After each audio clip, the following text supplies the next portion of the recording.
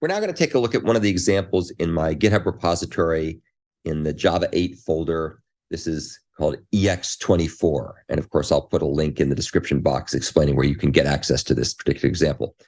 This particular example is going to show off the difference between a reentrant lock, like Java ReentrantLock, such as the one that we're doing for the current programming assignment, and a non-reentrant lock that's implemented by a spin lock using the Java VarHandle features. And we're going to demonstrate the difference in the context of an object-oriented framework that allows callbacks, where the framework will hold a lock that protects the internal state of the framework. And as you'll see by this example, ReentrantLock, since it's reentrant, supports this use case very nicely, whereas the non-reentrant lock incurs self-deadlock.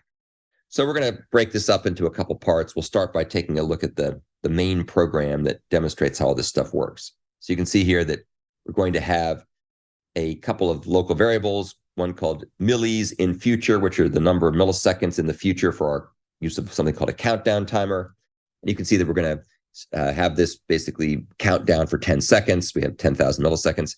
And then we're going to have a countdown interval. And so every second, every 1,000 milliseconds, we're going to print off a message.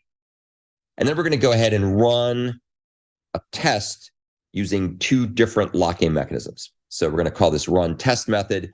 The first one's going to use a reentrant lock, which allows recursive acquisition of the lock by the framework.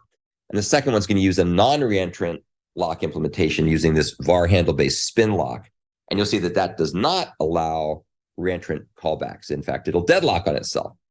And we pass in the milliseconds in the future and the countdown interval, as well as the name of what we're doing, either reentrant lock or non-reentrant spin lock. So let's take a look at the run test method. This is going to run this thing called the countdown timer for the given type of lock. And we're going to take a look at the countdown timer here in just a second. But first, let's take a quick look at this program. You can see what we're going to do here is we're going to pass in the lock, the milliseconds in the future, the countdown interval, and the name of the test program we're running. And the first thing we're going to do is we're going to create ourselves a countdown latch. And we're going to use this countdown latch to wait for the test to finish running. And to do that, we're going to call this helper method called test countdown timer, passing in the lock and the millisecond parameters in the countdown interval. And we're going to take a look at that in a second. We get back this thing called a countdown latch. A countdown latch is what's known as a barrier synchronizer. And what that's going to do is we're going to use it to have the calling thread, the thread that's running this test program, wait for 10 seconds.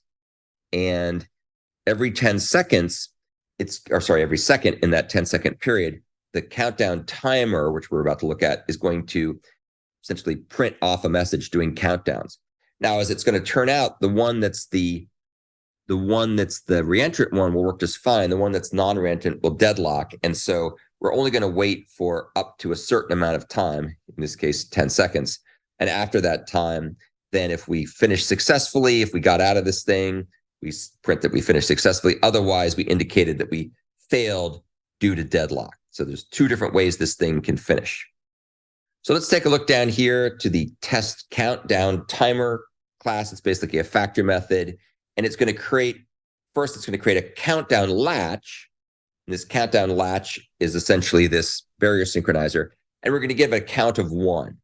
And by giving a count of 1, that means that when it's counted down, then anyone waiting on it, namely the calling thread here, will get a chance to return.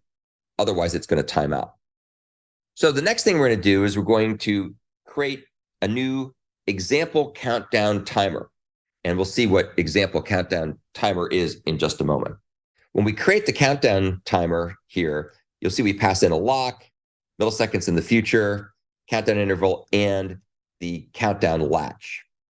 And what we get back here is this countdown timer. We then start the countdown timer and return the countdown latch to the caller. And as we saw before, that's going to come back over here. And we're going to use that. The main thread will use that to wait for everything to wrap up either successfully or unsuccessfully.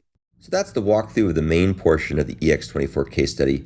Part 2 of this case study, we'll take a look at the countdown timer class and the subclass that specializes it for use with this example program.